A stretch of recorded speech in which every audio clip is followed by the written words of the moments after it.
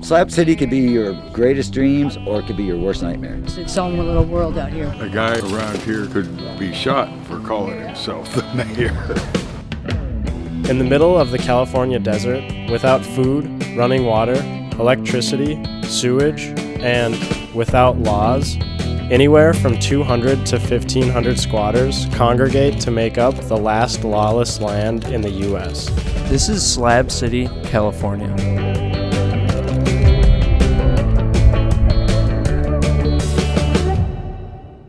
So, how did this place come about? For that, we need a little history. Camp Dunlap was built in 1942 for artillery training.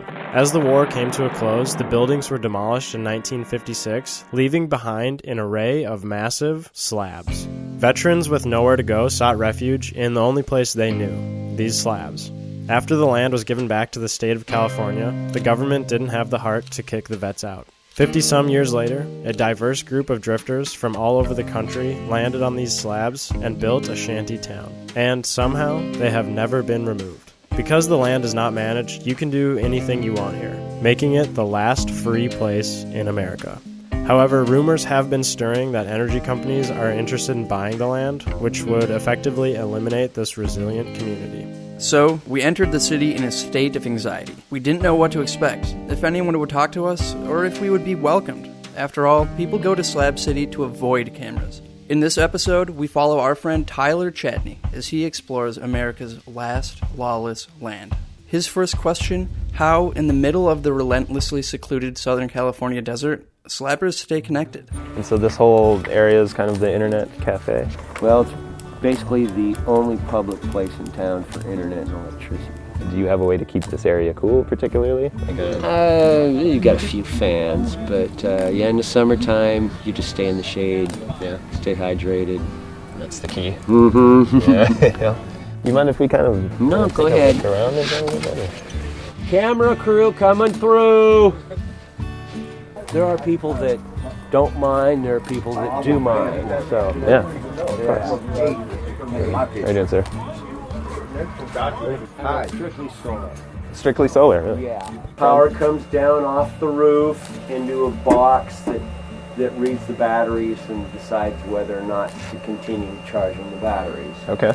And then goes from the batteries out to the inverter. It's really cool to kind of see how it all comes together here. Hey Rob, did you change the password for the Oh public? shoot, I Or is it still forgot. off from No, last night? I turned it off last night. I forgot to turn it back on. We were trying to stream a movie last night, so I turned the public network off. Okay. And forgot to turn it back on. So if you gentlemen excuse me, I have to. You can stay connected here. It's incredible. Out this far, kind of in, pretty off the grid. Going in, we knew to expect the unexpected. But then we found children. Oh, I know that the city's a cool place. That's something I know. The future is, I think like somebody would start building here to make like homes for people. He would build them a home, and that would be their house. Whenever they leave, it will be still their house.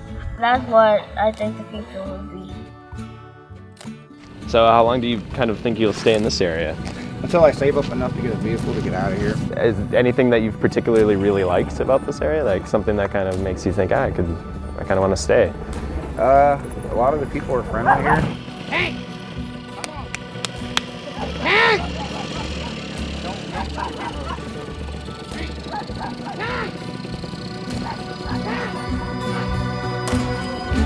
Yeah, they're pretty good dogs.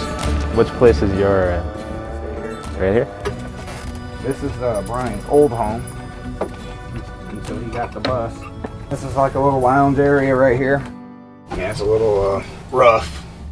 Being secluded in the desert, survival doesn't come easy. With this, we wondered how slabbers find food and water. And how about food resources? Like how do you guys get food and... There's a grocery store in town, and then you catch a ride with somebody, carpool, you can go to Walmart. Okay. Roughly how far is that from here, do you know? Walmart, I think it's about 20 miles. 20 miles? There's the bathroom. She is not camera worthy, I'm gonna tell you that.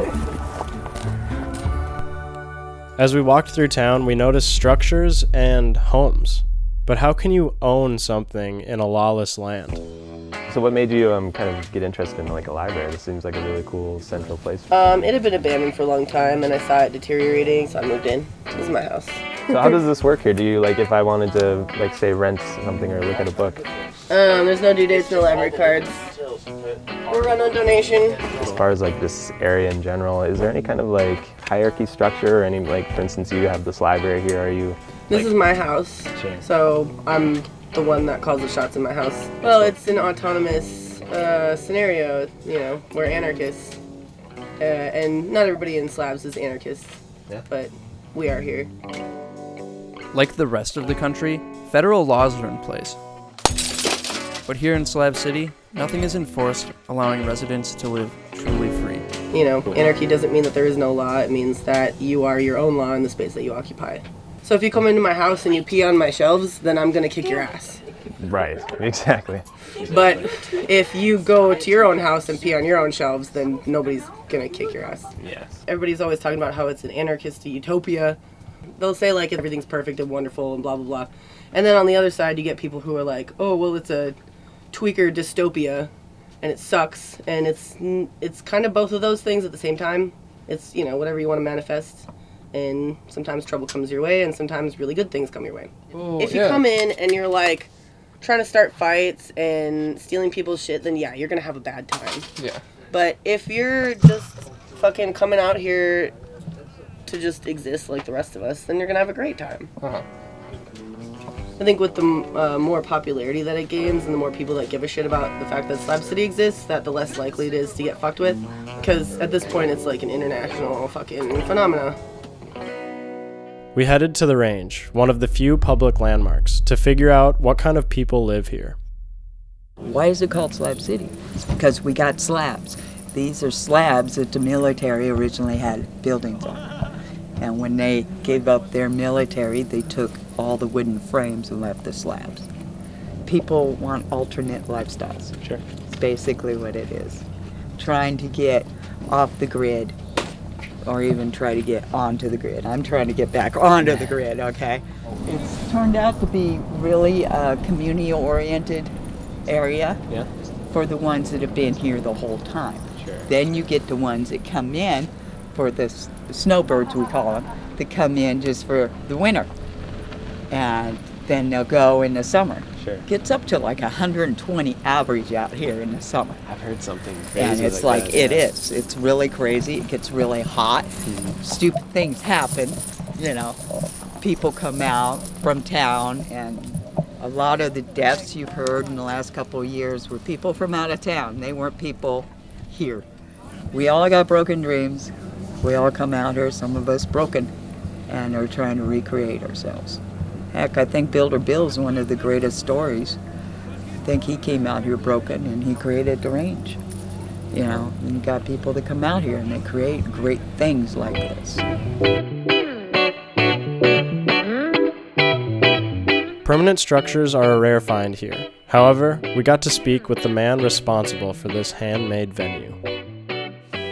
This has for a long time been a place to escape the machine of the world out there. And the world out there defends itself in a way that makes people feel under threat. The range kind of amazes me too, because in my previous life I never had that kind of initiative or drive or stamina or any of that it takes to do something like that, you know. Sure. And yet it happened.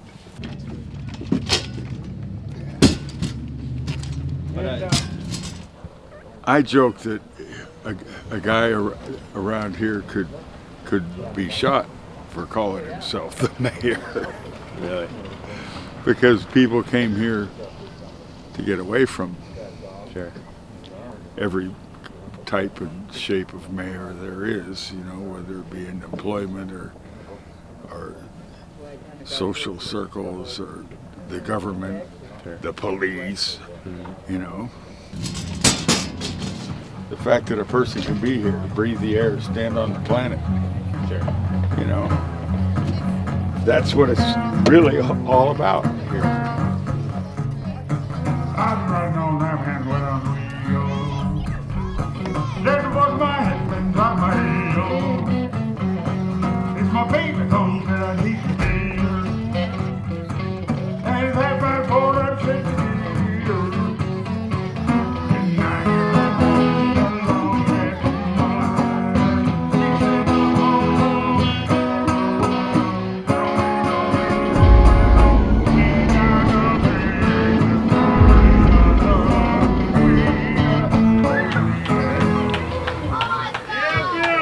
While at the range, we saw heavy drug use and heard stories of murder on the slabs. But just down the road, we found something strangely welcoming. So crazy, the scope of this place. I got here in September. January, I was a caretaker of Salvation Mountain. So anything can happen out here. Slab City could be your greatest dreams or it could be your worst nightmare. Depends on how you focus your life and how you're going to behave. But this place was started in 1984 by a man named Leonard Knight. This here started everything. He would take and like put the fire in here. Make all this fire. It would create. He built a 200-foot hot air balloon. Really? But with something like this going on, people are like, "What are you doing? Get out of my county!" It's codes. Beat it. And he's like, "Well, you know what? That Slab City place on the way to my sister's, no codes. Let's go check it out." He's got this going here. This was a blank wall for a while. Oh, really? It didn't say Love is Universal. But as Leonard was meeting all these new people, he was definitely focused, on God and Jesus and his relationship with that. Sure. But here comes Buddhist, atheist, all these different religions, and you know what? We're all one. It's all the same, no matter what we call it or how we divide it. That love, you could love, your love for your dogs could make you a better person and greater. And love is universal. That's what it is. Maybe you don't have any idea about, God and any of that. Look, to him, whatever brought that out of you. And that's up on the wall. And that's huge. At 50 feet tall, this mountain is entirely man-made of haystacks and over 100,000 gallons of paint.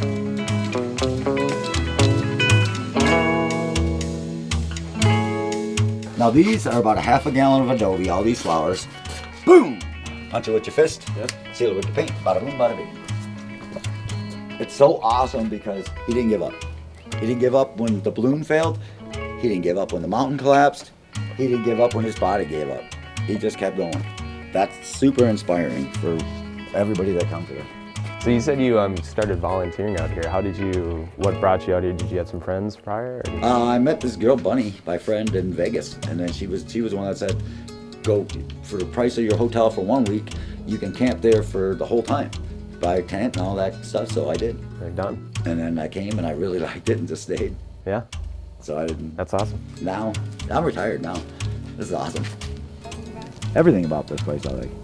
It's beautiful.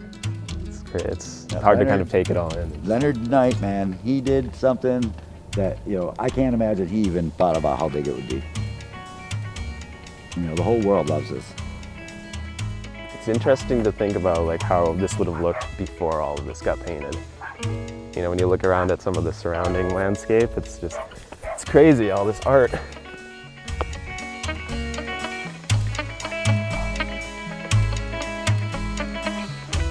I think I see some of the town stuff over there.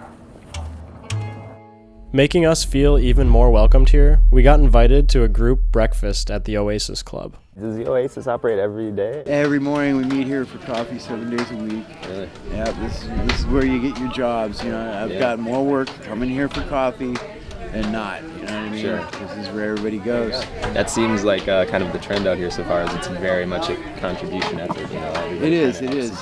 You even end up helping somebody who can't pay you right away, or you end up doing it for trade. Yeah. I'm short $15. Sorry, I didn't know it was going to take you 3 hours. Well, I'll take in a couple grams of weed then. Yeah. Really, I don't think of any of these people as outsiders. There were outsiders out there. They came here to be insiders.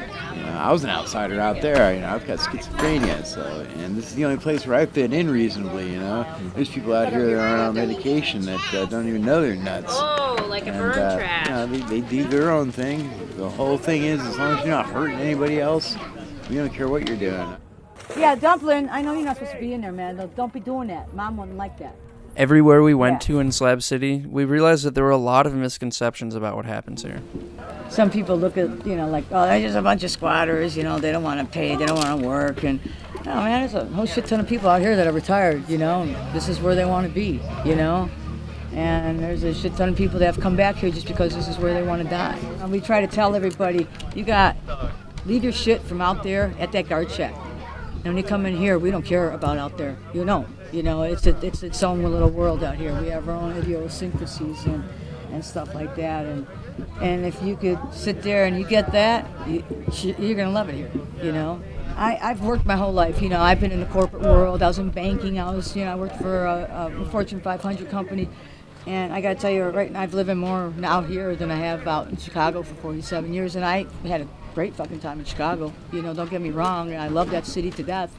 But it's a different living. It's so fully fulfilling, more heartfelt, more real.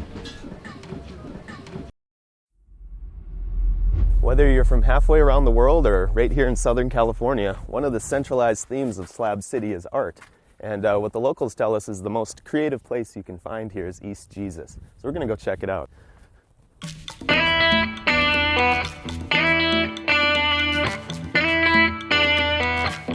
With no utilities, slabbers have found a creative way to deal with their trash problem.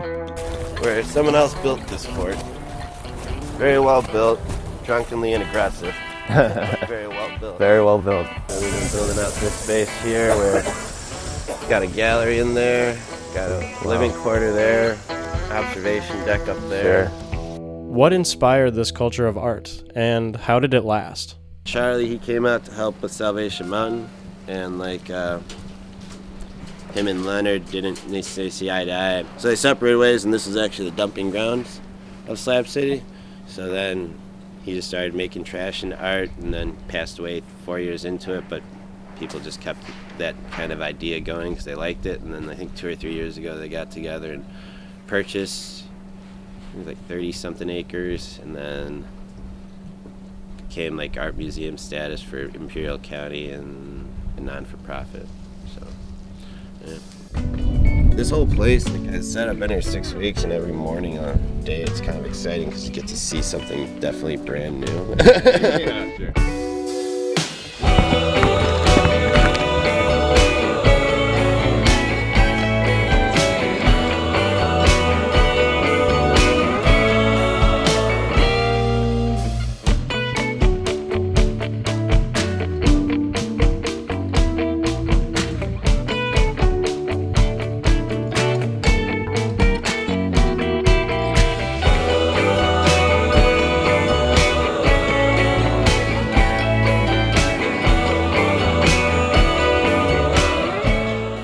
Crazy to think that if you drive a few hours out of Los Angeles, you find yourself here, in a desolate wasteland.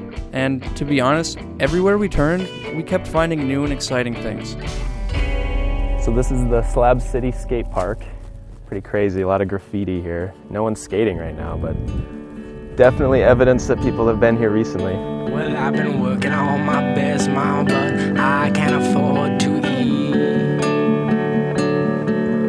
Oh, I'm in dire need of rest, mom, but I can't get no sleep. Got an aching in my chest, mom, and I can't hardly breathe. I've been lonesome, I've been crying, mama, now I can't move my feet. Well, I've been counting up my sins, Daddy, and I can't find no church. Initially, Slab City seemed like a place where people went to live off the grid, do drugs, live without laws, and escape from the world. Sure, some people do drugs, live recklessly, and sleep in the dirt, but most are simply seeking a place to belong.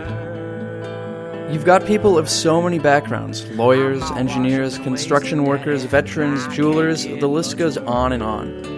All of these people somehow came together and formed their own culture, where they help one another maintain their lifestyles of living in complete freedom. There's a fundamental harmony within everyone who lives here. They came to Slab City for different reasons, but when it comes down to it, the people who stuck around all found a common logic, reason, or motive. And there's something special about that. As for the future of Slab City, we're not sure. From what we can tell, people were divided on this. But what we really want to know, can somewhere like this last forever? Take me to the river, sister, let me float along.